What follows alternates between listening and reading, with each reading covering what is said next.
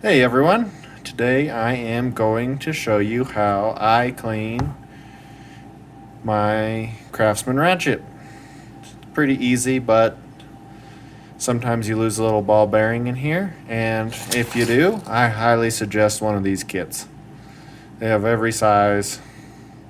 It's worth it, $10, because getting the ball bearing back, which you will see, is a pain in the butt. But I suggest cleaning my ratchet. Well, I clean my ratchet every year. You can clean it however often you want. First, you need some snap ring pliers. I highly suggest better ones than I have. And then what you do is I just pull this out, and if you're smart, you'll just stop here, clean this part, clean this while it's still in here, and don't take it out. But if you feel like cleaning all of this, you can take this part out too, and I suggest having it laying flat on the bench. That's the ball bearing that is very easy to lose. Now, with this laying flat on the bench, normally the ball bearing won't fly out. It'll just fly like within here instead of like through across the damn garage.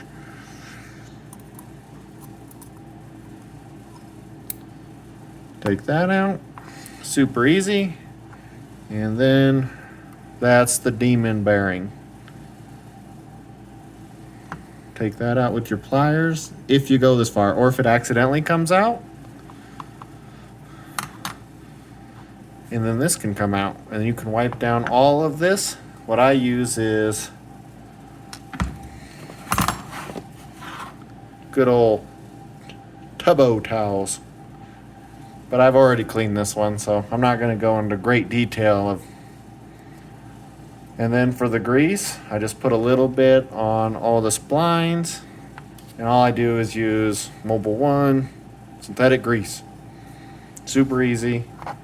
And then make sure you don't lose that spring, because if you lose it, I can't help you with that.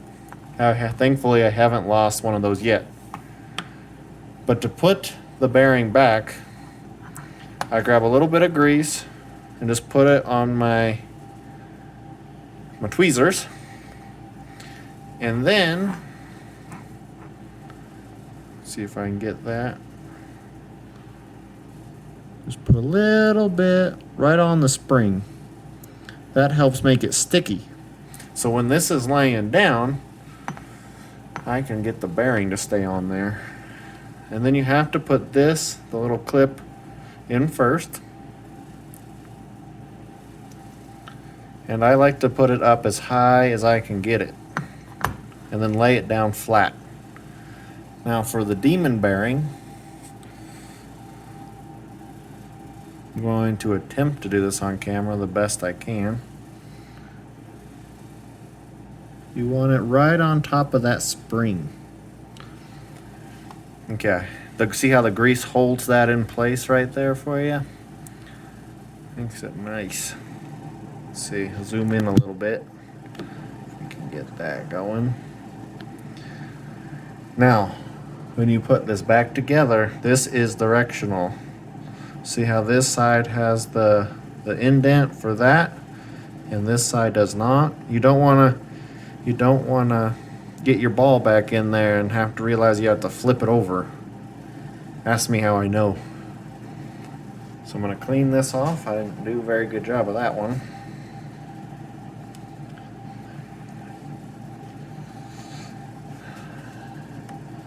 Then what I use to hold the bearing down is a wire terminal disconnect tool. It's really short, well, thin, I should say.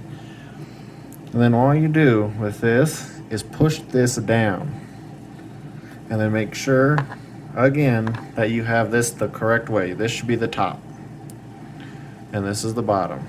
So you're gonna need 2 hands for this. Hopefully I can do it in one try, probably not. But I'm gonna try to get it all on camera for you. Put this down.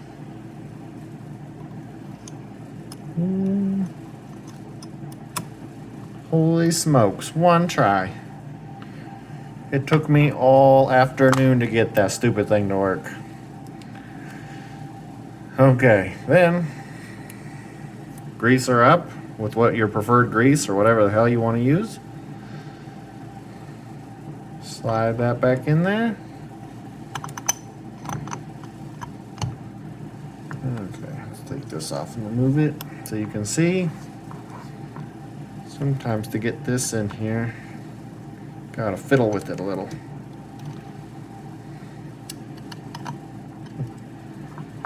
I have to push it down. There we go. So what I did there was I just pushed this down a little bit since the ball was pushing it forward.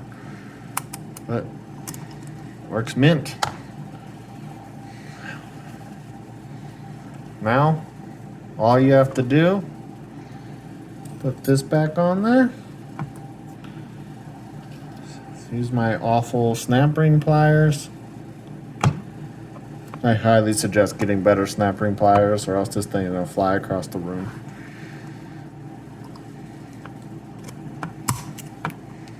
Alright. And that is all you do to put your ratchet back together. So I lost the bearings to this, so I'll go over that really quick, which one it is. So I believe the 3/8 ratchet, I used the 4mm bearings, which was these ones. And for the 1/4 ratchet, which I also lost the bearing, and the clip, which I had to order one for that, is these ones. So 3mm bearings. I will put a link to this in the description, and I will put a link to the tool I use to hold the bearing down. It is a wire quick disconnect. Used to be Delphi, now it's Aptiv. And just make sure when you're putting this back together, it's laying flat on a workspace so that when the ball, when it shoots out, it doesn't fly out. It normally will stay within the area of this because it's laying flat down. That's my only tech tip for you. I hope you guys have a great rest of your day. Carry on.